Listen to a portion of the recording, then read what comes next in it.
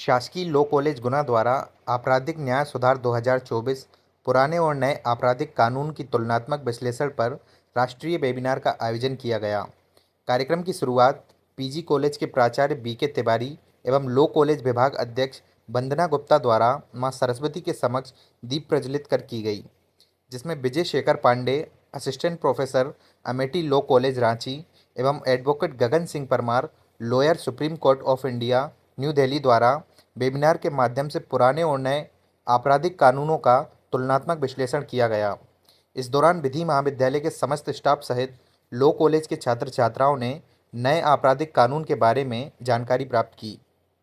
आज शासकीय विधि महाविद्यालय में उच्च शिक्षा विभाग के निर्देशानुसार राष्ट्रीय वेबिनार का आयोजन किया गया, जिसमें मुख्य वक्ता एमिटी यूनिवर्सिटी रांची से थे श्री विजय शेखर पांडे जी, और सुप्रीम कोर्ट ऑफ इंडिया के एडवोकेट जो थे ज्ञान सिंह परमार जी। तो उन्होंने क्रिमिनल लॉ, जो नया क्रिमिनल लॉ है, उसके विषय में विस्तार से जानकारी दी। छात्रों को उस विषय में समझाया गया कि संशोधन कौन कौन से हुए हैं, कौन सी धाराएं इसमें जोड़ी गई हैं, कौन सी धाराएं हटाई गई हैं, और नाम जो संशोधित हुआ है 1860 का एक्ट था भारतीय दंड संहिता, उसकी जगह पर है भारतीय न्याय संहिता, भारतीय दंड प्रक्रिया संहिता 1973, उसके स्थान पर भारतीय नागरिक सुरक्षा संहिता 2023 और भारतीय साक्ष्य अधिनियम। भारतीय साक्ष्य अधिनियम जो 1872 का था, ब्रिटिश काल का, वो अब भारतीय साक्ष्य अधिनियम 2023, और इनमें जो सुधार हुए हैं, आपराधिक कानून में जो सुधार हुए हैं, तो बहुत से ऐसे सुधार हैं जिनके विषय में आज चर्चा की गई और छात्राओं को जानकारी दी गई।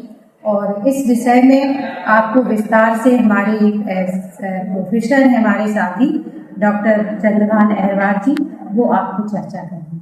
1 जुलाई 2024 से नए कानून अर्थात आपराधिक नए कानून लागू हुए हैं।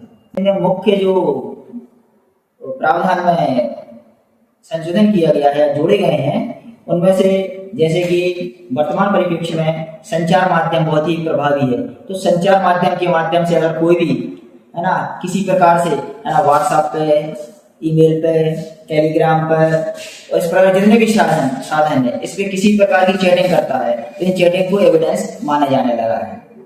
आपराधिक मामलों में स्नैचिंग होती है, चाहे वो चैन स्नैचिंग हो, मोबाइल स्नैचिंग हो, है ना, इनको भी गंभीर अपराधों में लिया गया है। इसके अलावा संगठित अपराध और आतंकवादी अपराधों को भी नए कानूनों में परिभाषित किया गया है।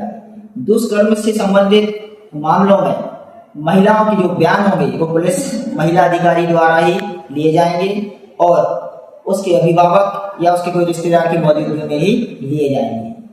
15 साल से कम बच्चा या 60 साल से उम्र का ज्यादा कोई व्यक्ति या महिलाएं या दिव्यांग या गंभीर बीमारी से पीड़ित व्यक्ति पुलिस थाने आए बिना अपने बयान दर्ज करा सकता है, पुलिस सहायता अपने निवास स्थान पर ही ले सकता है। इसके अलावा नए कानूनों में चाहे पीड़ित व्यक्ति हो चाहे आरोपी व्यक्ति हो, 14 दिन के भीतर पुलिस रिपोर्ट, प्राथमिकी, स्वीकारोक्ति और चार्जशीट, इनकी फोटोकॉपी देना या उसको लेना क्या है अधिकार होगा। आपराधिक मामलों में सुनवाई पूरी होने के बाद 45 दिन के भीतर न्यायालय को निर्णय देना आवश्यक होगा, और पहली सुनवाई के बाद 60 दिन के भीतर न्यायालय को आरोप तय करने होंगे।